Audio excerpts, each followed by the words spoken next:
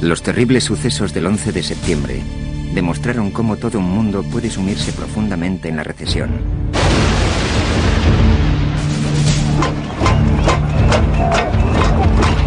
El descalabro de la economía argentina ha despertado nuevos temores por los peligros de una economía globalizada. Can't get away from the fact that globalization makes us interdependent. So it's not an option to shed it. So is it going to be on balance positive or negative?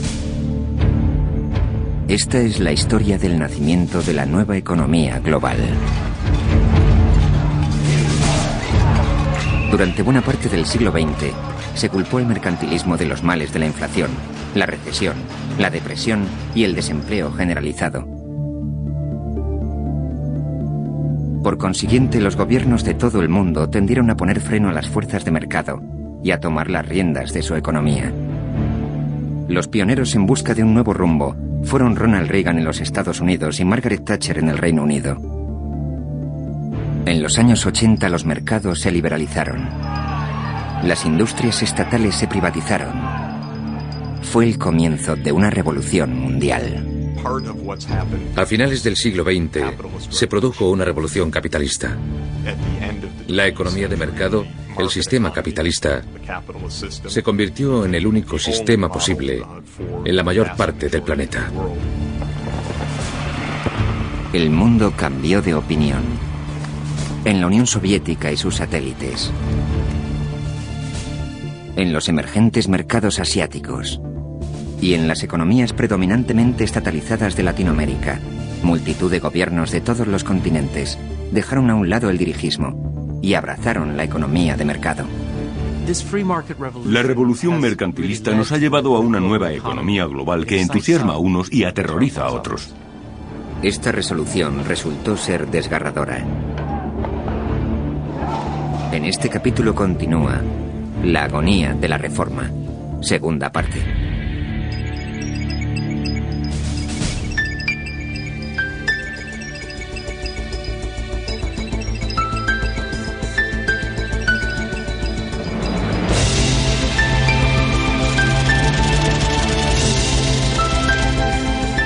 La batalla por la economía mundial.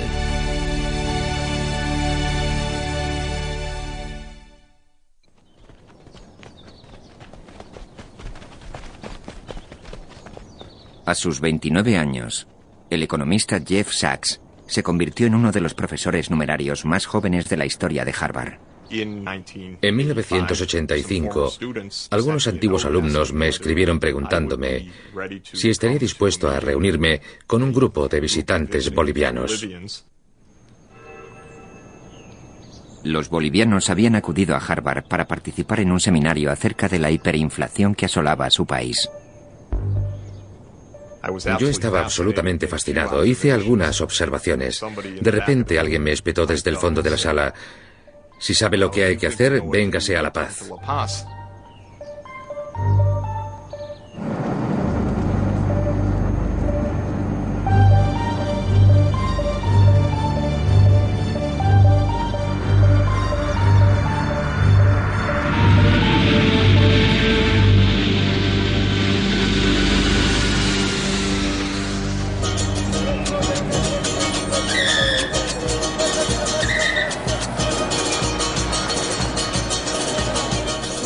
Cuando llegué a La Paz en julio de 1985, la tasa de inflación estaba en torno al 60.000%.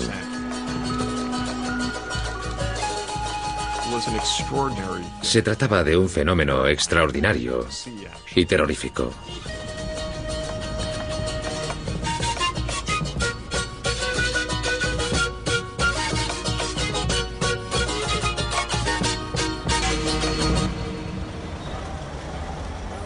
Aquella sociedad se encontraba al borde de un precipicio.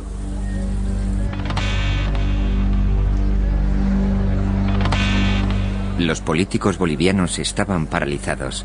Aparentemente solo un hombre sabía qué hacer.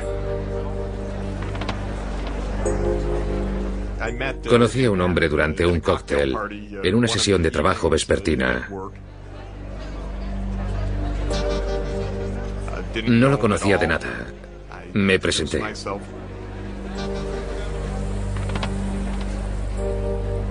Me dijo, ¿qué está haciendo? Respondí, estoy redactando un plan económico para el próximo gobierno. I'm very, very pleased that you're studying this because we're going to beat these guys and you can come and work for us. So they all laughed. Me dijo, eso es muy interesante. ¿Qué tiene en mente? Le expuse algunas ideas sobre el modo de detener la hiperinflación.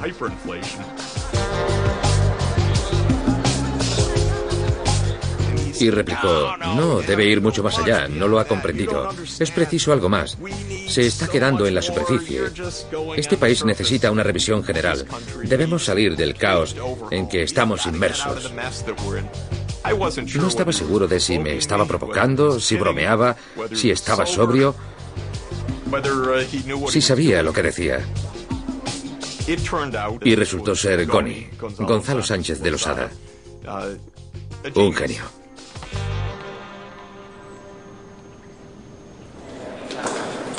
El partido de Goni ganó las elecciones y este fue nombrado ministro de Planificación. Comunicó al presidente que a Bolivia se le acababa el tiempo.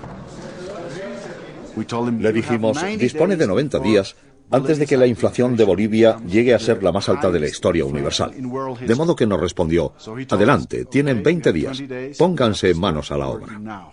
There was a big discussion whether you could stop a hyperinflation or inflation period by taking gradual steps. In this, Jeff Sachs was influential. He's had all this gradual stuff that just doesn't work. When it really gets out of control, you got to stop it. Like in medicine, you got to take some radical steps, otherwise your patient is going to die. Para evitar interferencias, trabajaban en casa.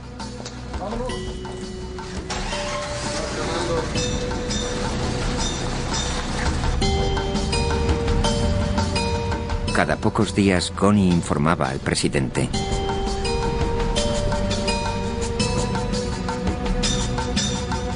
We said, look, boys, you got one chance. And remember, as Machiavelli says, all the bad news at once, the good news little by little. So he said, get it all done.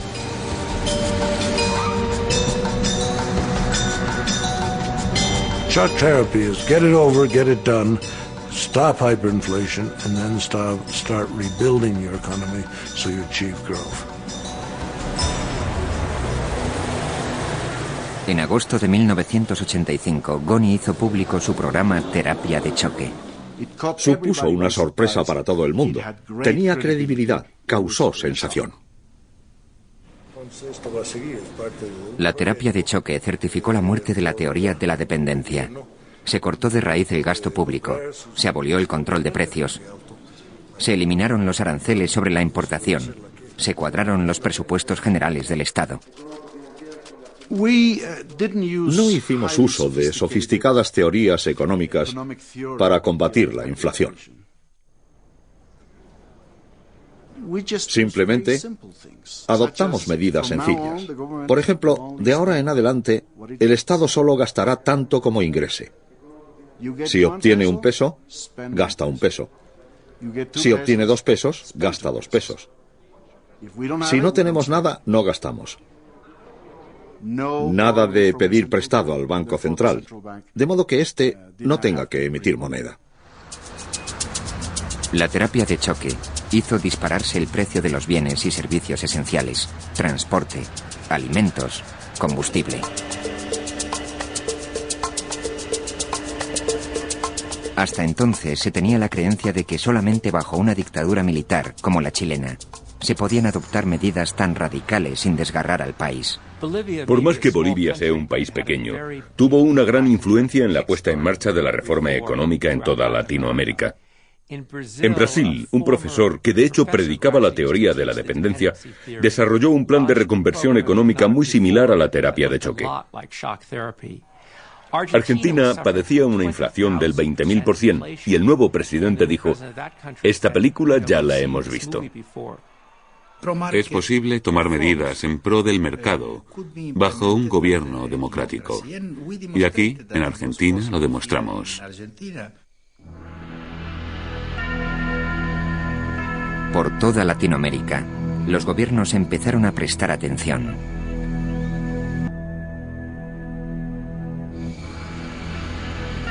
Lo curioso es que lo ocurrido en Bolivia tendría un influjo directo sobre las economías bloqueadas de la Europa del Este.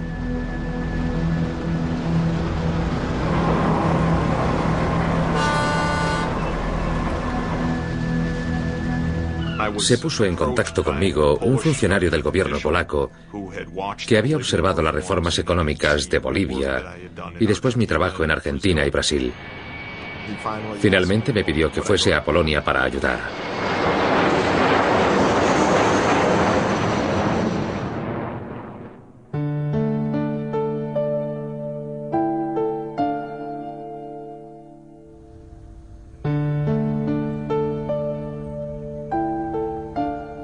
Los propios polacos temían llegar a una situación de hambruna. Las tiendas estaban desabastecidas. Vi a una mujer llorando en la calle. No hay leche en esta ciudad. No puedo encontrar leche para mi hijo. ¿Qué voy a hacer? Era espeluznante. Sachs llegó el mismo día en que las negociaciones acordaron la celebración de elecciones libres en Polonia. Bardziej jak dramatyczna. Dlatego, że system polityczny zmienić można w jedną noc. System ekonomiczny trzeba lat.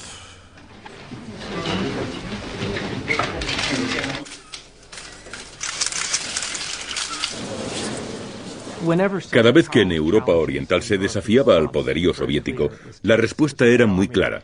Tanques, el Ejército Rojo. Así fue en Berlín en el 53, en Budapest en el 56, en Praga en el 68. La respuesta a Varsovia en el 89 fue muy distinta.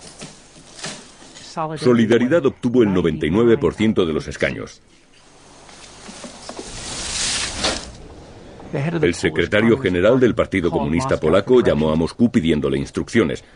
La respuesta de Mikhail Gorbachev fue contundente. No haga nada. Acate el resultado de las elecciones. Aquella llamada significó el auténtico final de la Guerra Fría. Y por supuesto, el gran símbolo del fin del imperialismo soviético fue la caída del muro de Berlín. Un país tras otro fueron liberándose del comunismo. Polonia, Hungría, Checoslovaquia, Rumanía. 1989 fue realmente un año milagroso.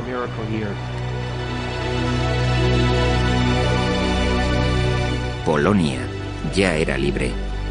Ahora Solidaridad debía liberar a la economía polaca. Una noche Sachs se reunió con el economista de Solidaridad, Jacek Kuron, en un apartamento de Varsovia. Trataba de explicarle cómo salir del caos heredado del sistema soviético. Cada 2 minutos golpeaba la mesa. Sí, entiendo. Continuábamos. Entiendo. Y resultaba, verdaderamente emocionante. Seguimos así durante unas horas. Yo estaba agotado. La habitación estaba llena de humo. Y él me dijo, bien, está claro, redacte el programa.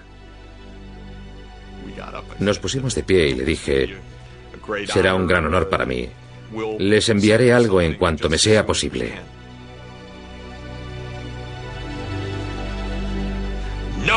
No, necesito el plan para mañana por la mañana. Me reí y repuso, hablo completamente en serio, necesito ese proyecto por escrito ahora mismo.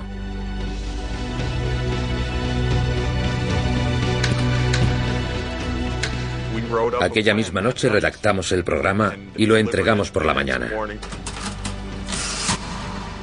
Fue distribuido entre los congresistas de Solidaridad.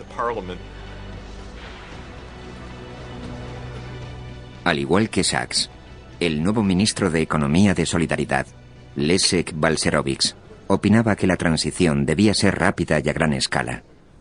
Inmediatamente después de un gran avance, Hay un corto lapso temporal en el que se toman extraordinarias decisiones políticas. Por definición, la gente está dispuesta a aceptar soluciones más radicales, puesto que está eufórica por haber recobrado la libertad. Aprovechamos este entusiasmo para avanzar muy rápidamente. Polonia decidió hacer lo mismo que Bolivia, poner en práctica la terapia de choque, recortar el gasto público, tratar de implantar un sistema mercantilista y comprobar si podría funcionar. Los precios casi se doblaron y la penuria no terminó.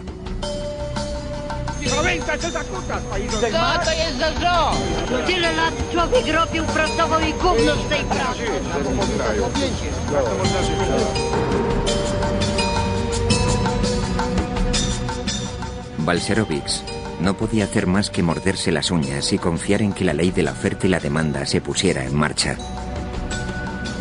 Unos días después, los granjeros empezaron a llevar sus productos al mercado.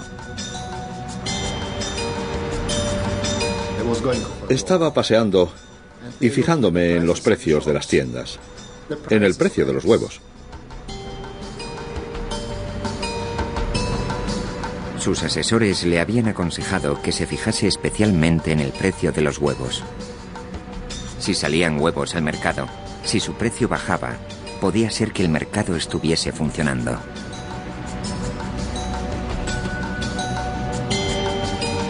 Los huevos salieron al mercado y su precio empezó a caer.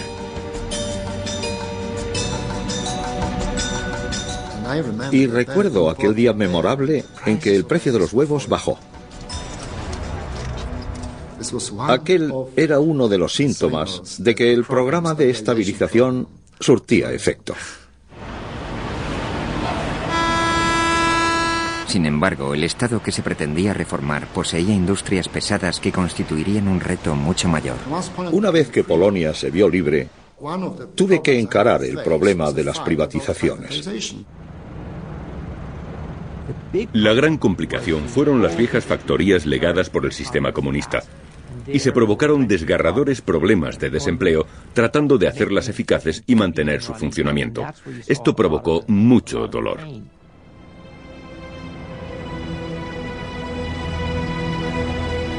Tratar de rentabilizar o buscar la eficacia de las industrias estatales supuso para los trabajadores de la industria polaca un gran número de despidos. Pronto nos dimos cuenta de que el plan que se nos imponía desde el extranjero dañaba precisa y principalmente a los polacos que tanto habían contribuido a alcanzar la libertad política. Sin embargo, en el resto de los sectores el mercado prosperaba. Se abrieron decenas de miles de pequeñas empresas y la economía polaca empezó a despegar. You suddenly had thousands of people trading the same products in front of the state-owned shop, but at a much lower price. This is phenomenal because it shows enormously entrepreneurial drive of the Polish people. When you have your 5 minutes, take it. When the Polish people finally got that opportunity, they took the chance. They used the chance. Desde la embajada soviética en Varsovia, un observador enviado expresamente por Moscú seguía la reforma económica. La embajada soviética en Varsovia tenía la sensación de que todo esto suponía un desastre para ellos. Rehusaban enviar mis telegramas a Moscú. En ellos describía lo que estaba sucediendo y ellos estaban en completo desacuerdo. Yo apoyaba las reformas y ellos estaban en contra.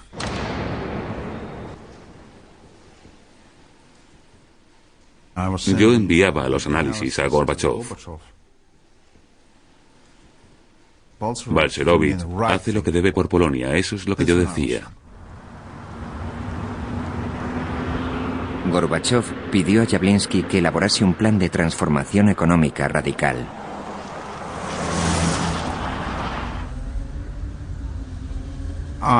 Esperaba que fuese posible hacer una transición de la economía soviética a la de mercado en 1 año y medio. Comprendía que debíamos darnos toda la prisa posible. No obstante, Gorbachov desestimó la terapia de choque. El programa de Явлинский se pudrió en su despacho. Вот это для Советского Союза была площадка экспериментальная. И в этом смысле то, что реформы там начались и как они проводились, это имело большое значение. Но поймите, что ни одна страна не может повторить чужую реформу. Gorbachov observa a Polonia, estudia el resto del mundo, tratando de hallar fórmulas útiles para la transición soviética. ¿Y qué lugar más lógico para fijarse que la China comunista, donde ya se tendía hacia el mercantilismo?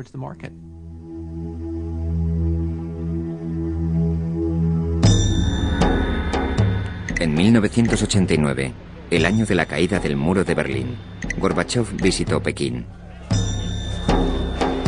A su llegada, los disidentes se congregaban en la plaza de Tiananmen.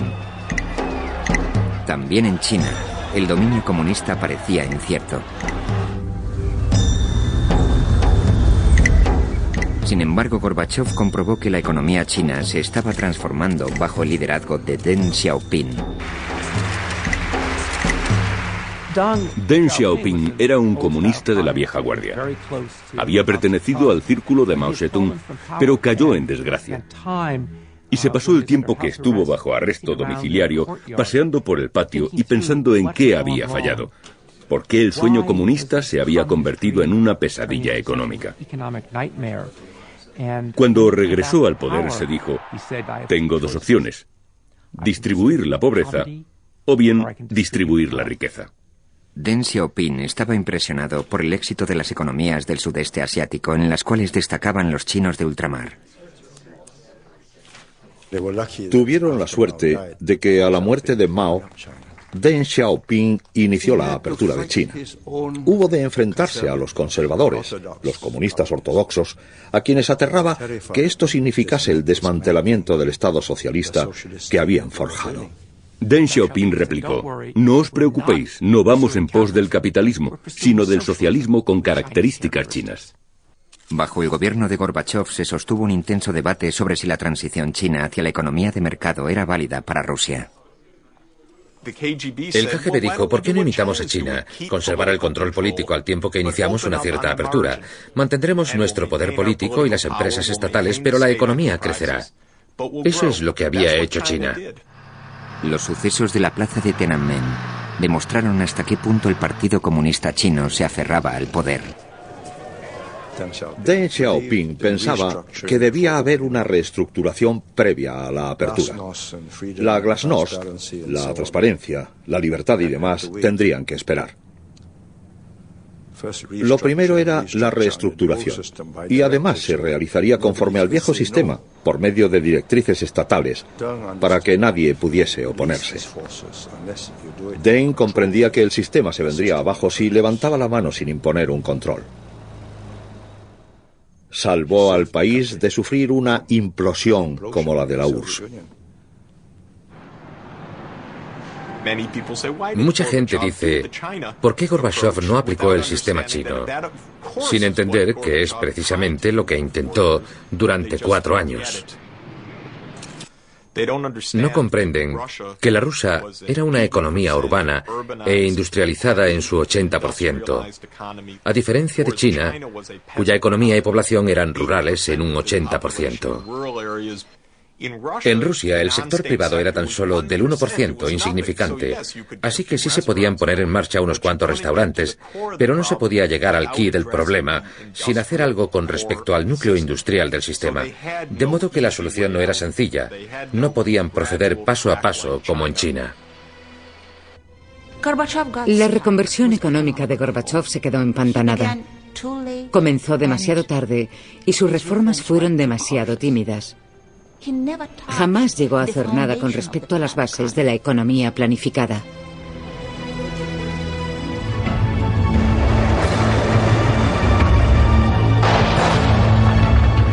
En agosto de 1991, los comunistas intransigentes perpetraron un golpe de Estado.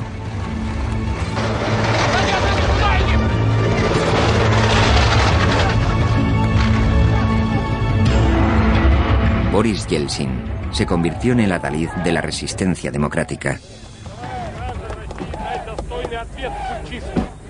El golpe fracasó.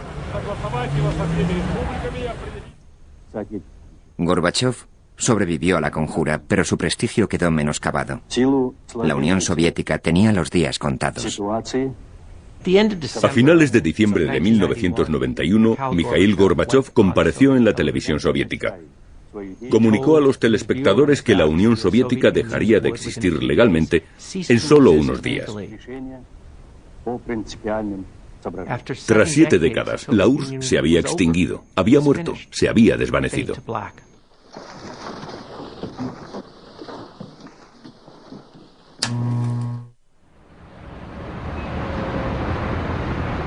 Boris Yeltsin era el presidente de Rusia. A diferencia de Gorbachov, Yeltsin tenía prisa.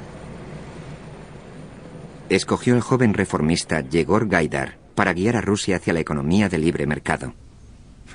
Gaidar se llevó una buena sorpresa. No había dinero en las arcas, no había oro, ni siquiera cereales para terminar el invierno. Ni siquiera estaba claro quién estaba a cargo del arsenal nuclear. Más adelante, Gaidar diría que fue como volar en un avión, entrar en la cabina y descubrir que nadie lo pilota. Para mí estaba muy claro que el país no funcionaba, que la economía no marchaba. Y si nadie hacía algo, y si la gente temía que nadie hiciese algo, todo acabaría en catástrofe, incluso en hambruna. Las reformas a medio concluir de Gorbachov habían hecho caer en picado la economía. Escaseaban todos los productos de primera necesidad.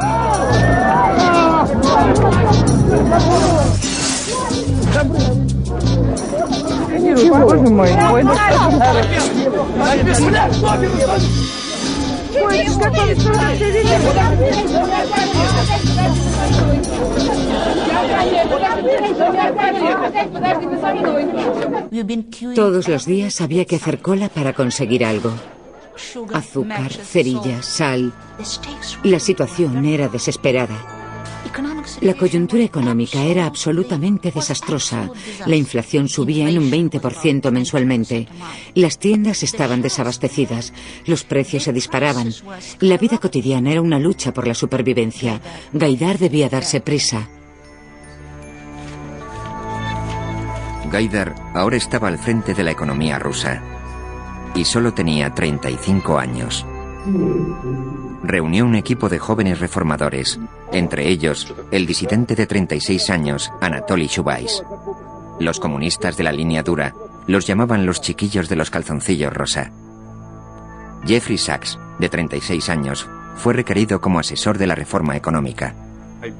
Por supuesto, tenía la experiencia polaca en mente, pero el caso de Rusia resultó ser muy distinto.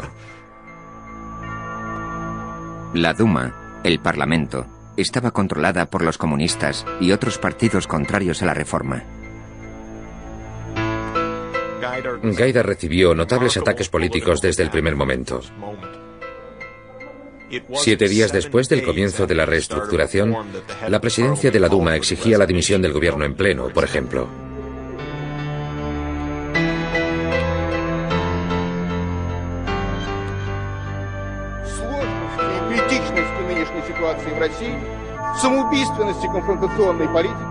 Gaidar y su gabinete pretendían usar la reconversión económica como arma política para destruir el antiguo sistema comunista antes de que éste los destruyera a ellos. Fue más bien una táctica de supervivencia. Nos planteábamos cómo podemos destruir la economía planificada de los comunistas. Destruyamos el ejército, el KGB y la planificación central de la economía.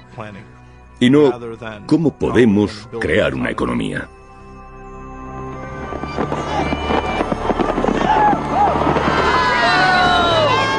Nochevieja de 1991. A la mañana siguiente, se liberalizarían los precios. La reforma de Gaidar afectaría directamente al hombre y la mujer de la calle. Significaría, asimismo, el fin de todo lo que defendían los comunistas. La siguiente acción de Gaidar fue abolir la ley que consideraba un acto criminal la iniciativa privada. Gaidar pensaba que un mercado realmente libre pondría fin a la escasez. No tuvo que esperar mucho para comprobarlo. Iba en el coche hacia mi oficina de la Plaza Vieja. Y al pasar por Deximir, la tienda infantil, vi una gran multitud. Envié a mis ayudantes para que se enterasen de lo que ocurría.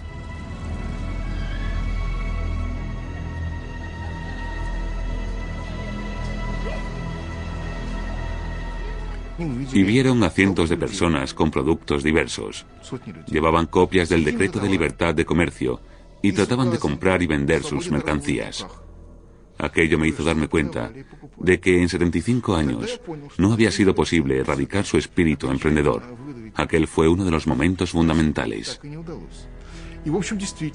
A partir de entonces, no volvió a haber escasez en Rusia.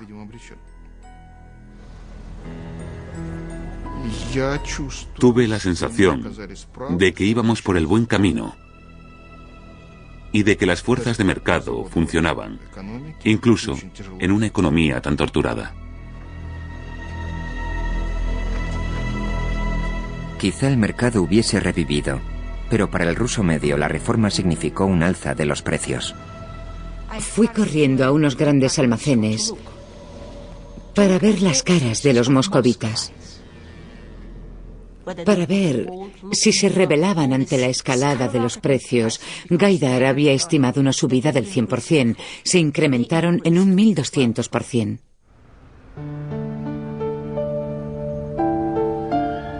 Los precios siguieron subiendo. Los comunistas recalcitrantes que controlaban el Banco Central pusieron las cosas aún más difíciles. Su política disparó la inflación. La inflación subió al 500%, al 600%, al 700%. La moneda se devaluó. No valía nada. El pueblo quedó destrozado por la hiperinflación. Esto socavó toda la confianza en las reformas económicas.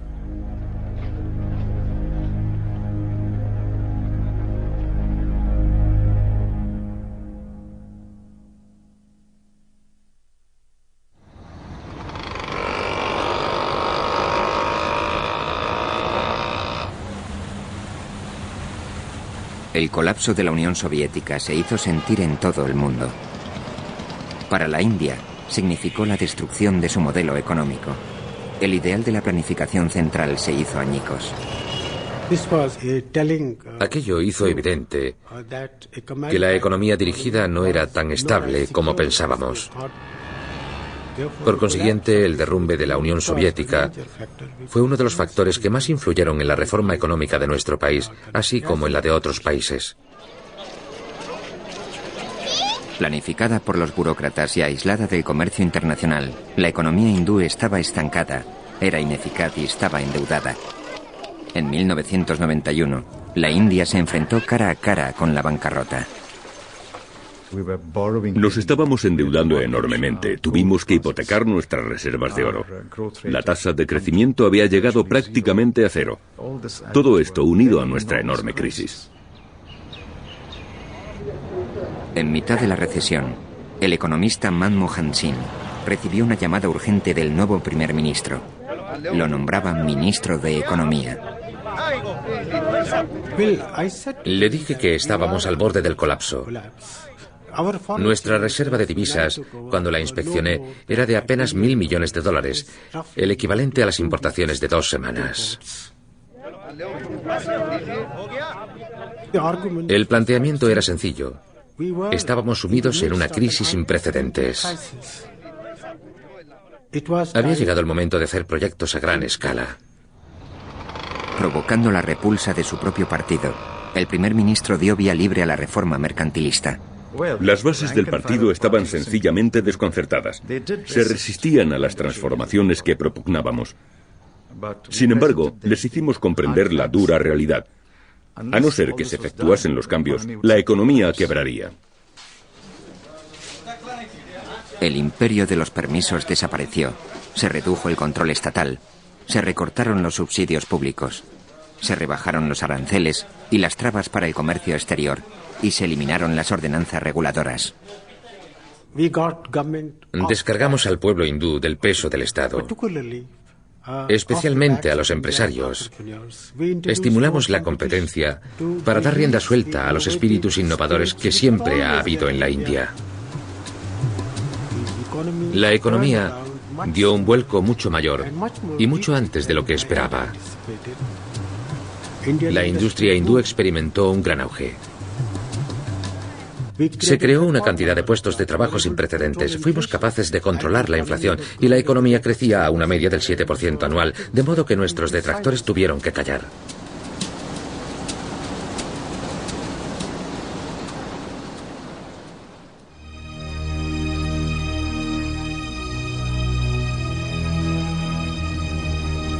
En Rusia, los puestos de mando de la economía aún se encontraban en manos del Estado. Los jóvenes reformistas tomaron la idealista medida de democratizar las industrias estatales, sencillamente regalándolas. Al frente de este programa de privatización estaba Anatoly Chubais.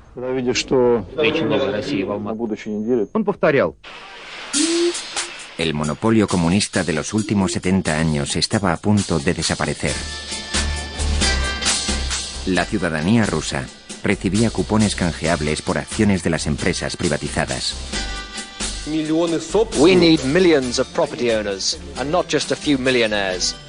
All Russian citizens, workers, pensioners, and small children will be given privatization vouchers worth 10,000 rubles. Pero había un problema. Ninguna empresa estaba lista para la privatización. Habían distribuido 144 millones de vales, pero no tenían ni idea de cómo poner en práctica el proceso de privatizar las empresas y ponerlas en manos de los inversionistas, detrayéndolas del Estado. Los jóvenes reformadores pidieron a Boris Jordan, uno de los primeros banqueros extranjeros, que abrieron una sucursal en Moscú, que encontrase alguna compañía privatizable. Pero debían actuar con rapidez. Sabían que si no ponían en marcha el plan antes del 9 de diciembre de 1992, el día en que se celebraría un pleno del Congreso, los comunistas darían al traste con la privatización. Los jóvenes reformistas trabajaban contrarreloj.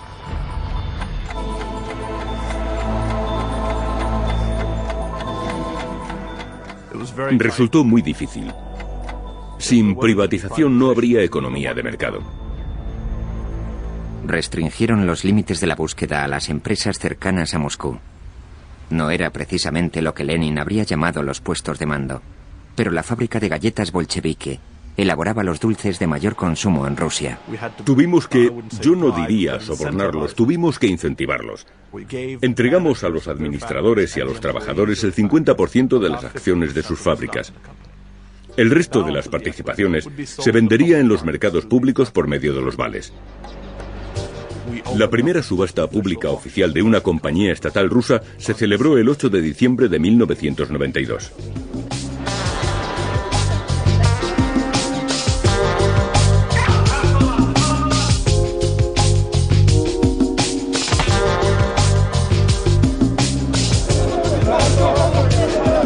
El día de la subasta, en la Duma, las reformas económicas provocaron la ira. Los comunistas de la vieja guardia promovieron un voto de confianza contra Gaidar. Lo recuerdo muy bien. Ya habíamos iniciado la subasta y yo me encontraba en el lugar donde se celebraba. Estaba viendo la televisión y vi cómo cesaban a Gaidar. La oposición comunista obligó a Yeltsin a sacrificar a Gaidar. Su sustituto, Víktor Chernomyrdin, era un producto del viejo sistema de planificación central soviético.